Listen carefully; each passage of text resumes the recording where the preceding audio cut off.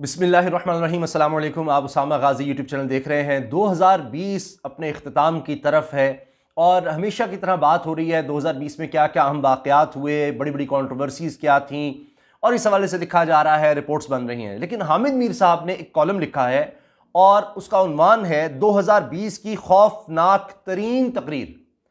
हामिद मीर साहब ने ये किस तकरीर का हवाला दिया है और क्या वो कह रहे हैं इस कॉलम में, मैं लफ्ज़ ब लफ्ज़ वो कॉलम आपके सामने पढ़ रहा हूं और फिर आपकी राय देखते हैं कि इस बारे में क्या है। हामिद मीर साहब किसी तारुफ के मोहताज नहीं हैं। वो लिखते हैं, मैं उन्वान से ही शुरू करना चाहूँगा। 2020 की खौफनाक तरीन तकरीर। अभी तो अपोजिशन ने इस्लामाबाद की तरफ ना लॉन्ग मार्च शुरू किया है, ना ही अपने इस्तीफे स्पीकर को भिजवाए, लेकिन वज़ीर आज़म ने दिल दहला देने वाली बातें शुरू कर दी हैं। चकवाल में एक यूनिवर्सिटी का संग बुनियाद रखने की तकरीब से खिताब करते हुए वज़ीर आज़म इमरान खान ने कुछ ऐसी बातें की हैं जो इससे पहले आपने किसी वज़ीर आज़म की जुबान से ना सुनी होंगी। वज़ीर आज़म ने दावा किया कि अपोजिशन चाहती है कि फौज मेरा तख्ता उलट दे और अगर ऐसा नहीं होता तो आर्मी चीफ को हटा दे।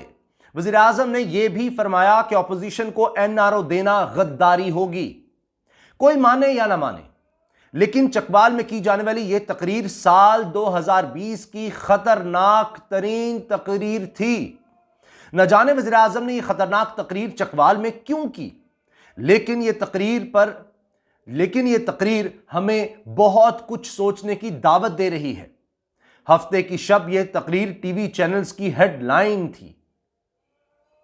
इतवार की सुबह इस नाचीज ने उर्दू और अंग्रेजी अखबारात में इस तकरीर को बार बार गौर से पढ़ा और यह याद करने की कोशिश की कि पाकिस्तान डेमोक्रेटिक मूवमेंट में शामिल जमातों के रहनुमाओं ने कौन से जलसे या प्रेस कॉन्फ्रेंस में फौज को मौजूदा हुकूमत का तख्ता उलटने की दावत दी।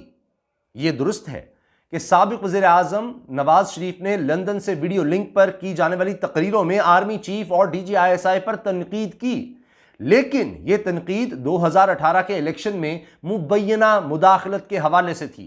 किसी भी तकरीर में नवाज शरीफ ने फौज को यह नहीं कहा कि इमरान खान का तख्ता उलट दो और अगर आर्मी चीफ ऐसा नहीं करते तो उन्हें उनके ओहदे से हटा दिया जाए।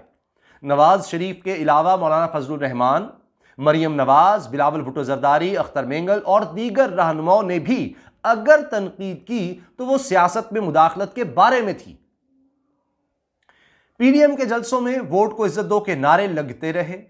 जो लोग वोट को इज्जत दो के नारे लगा रहे हैं वो फौज को सियासत में मुदाखलत की दावत कैसे दे सकते हैं? चकवाल में इमरान खान ने अपोजिशन पर जो इल्जाम लगाया है उसे इतनी आसानी से नजरअंदाज नहीं किया जा सकता।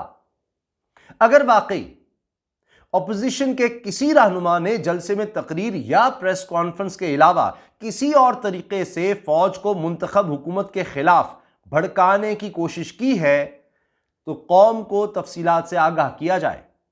हो सकता है अपोजिशन के किसी रहनुमा ने किसी फौजी अफसर को कोई खुफिया खत लिखा हो, वैसा ही खत जैसा 25 अप्रैल 1977 को air marshal retired Asghar Khan ने फौजी अफसरान को लिखा था और कहा था कि भुट्टो हुकूमत के गैर कानूनी अहकामात पर अमल दरामद ना किया जाए। यह भी मुमकिन है कि वज़ीर आज़म के इर्द गिर्द ऐसे अफराद मौजूद हों जो उन्हें गलत इतलात पहुंचा रहे हैं या उन्हें गलत मशवरे दे रहे हैं। जब वज़ीर आज़म ये कहते हैं कि अपोजिशन को एनआरओ देना गद्दारी होगी तो यह सवाल पैदा होता है कि अपोजिशन को एनआरओ कौन दे सकता है। एनआरओ की इस्तिलाह 2007 में मशहूर हुई थी जब जनरल परवेज मुशर्रफ ने पीपल्स पार्टी के साथ मुफाहमत के लिए एक ऑर्डिनेंस जारी किया था, जिसके तहत 1 जनवरी 1986 से 12 अक्टूबर 1999 के दरमियान जिन सियासतदानों और सरकारी अफसरान पर करप्शन, मनी लॉन्ड्रिंग और कत्लो गारत के मुकदमात कायम किए गए उन्हें मुआफी दे दी गई।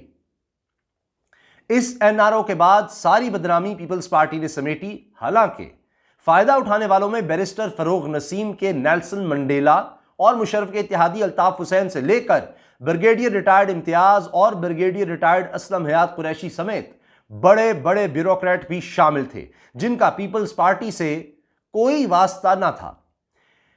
इस एनआरओ को सुप्रीम कोर्ट के एक फुल बेंच ने 16 दिसंबर 2009 को कलअदम करार दे दिया।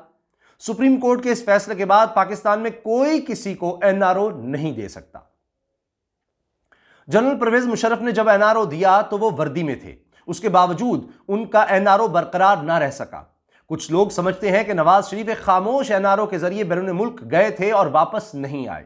हकीकत बिल्कुल मुख्तलिफ है। नवाज शरीफ को अदालत ने चंद हफ्तों के लिए इलाज की गर्ज से बैरून मुल्क जाने की इजाजत दी थी, लेकिन उसे हुकूमत की इजाजत से मशरूत किया था। नवाज शरीफ को बैरून मुल्क भेजने की मंजूरी इमरान खान की काबीना ने दी थी। नवाज शरीफ कई माह तक वापस ना आए तो अदालत ने उन्हें इश्तिहारी करार दे दिया। लिहाजा यह तय है कि ना तो कोई अदालत, ना वजीर आजम, ना कोई और किसी को भी एनआरओ नहीं दे सकता। फिर वजीर आजम बार बार ये क्यों कहते हैं कि मैं एनआरओ नहीं दूंगा? वजीर आजम इमरान खान अपोजिशन पर जायज तनकीद जरूर करें। पीडीएम की जमातों में कोऑर्डिनेशन का फुकदान है। यहां तक मुस्लिम लीग नून के रहनुमाओं के बयानात एक दूसरे से नहीं मिलते। मुस्लिम लीग नून के 2 अरकान कौमी असम्बली के इस्तीफे स्पीकर को मौसूल होने के मसले पर शाहिद खकान अब्बासी कहते हैं कि ये इस्तीफे जाली हैं, जबकि मरियम नवाज कहती हैं ये इस्तीफे गलती से स्पीकर के पास चले गए। इतवार को गड़ी खुदा बख्श में शहीद मोहतरमा बेनज़ीर भुट्टो की बरसी के मौके पर मुनक्किदा जलसे में बिलावल की दावत पर मरियम नवाज की शिरकत एक अहम वाक़या है, लेकिन इस जलसे में दावत के बावजूद मौलाना फजलुर रहमान का ना जाना वज़ीर आज़म के लिए बाइसे इत्मीनान होना चाहिए। मीडिया के कुछ लोग भी मौलाना फजलुर रहमान और बिलावल के इख्तिलाफात की कहानियां तलाश कर रहे हैं, और उनमें से कुछ ऐसे भी हैं जो सहाफत से थक चुके और उसे सीढ़ी बनाकर सेनेट का टिकट हासिल करने के लिए कोशां हैं। इमरान खान अपने इन राज दुलारों में से किसी एक को सेनेटर जरूर बना दें ताकि अवाम को पता चल जाए कि पुराने पाकिस्तान की तरह नए पाकिस्तान में भी खुशामदियों की चांदी है। किस्सा मुख्तसर ये कि अपोजिशन के लिए सबसे बड़ा खतरा अपोजिशन और हुकूमत के लिए बड़ा खतरा खुद हुकूमत है। इमरान खान की इत्तेहादी जमात मुस्लिम लीग फंक्शनल के सेक्रेटरी जनरल मोहम्मद अली दुरानी ने जेल में जाकर शहबाज शरीफ से मुलाकात की है, तो इसमें नवाज शरीफ या मौलाना फजलुर रहमान का कोई कमाल नहीं। एमक्यूएम हुकूमत से नाराज है तो इसमें बिलावल का क्या कसूर? वजीर आजम अपने इत्तेहादियों को संभालें, अपने बयानात से यह तासुर कायम ना करें कि वो फौज और अपोजिशन को एक दूसरे के मद्दे मुकाबिल लाना चाहते हैं। इस सूरत हाल में अपोजिशन का जो रहनुमा फौज पर बहसीत इदारा हमला करेगा वो दरअसल इमरान खान के एजेंडे की तकमील करेगा। वजीर आजम का काम कौमी इदारों को बचाना है, उन्हें अपने सियासी मफादात की भेंट चढ़ाना नहीं। वजीर आजम ने चकवाल में जो दावे किए उनके सबूत सामने लाए जाएं।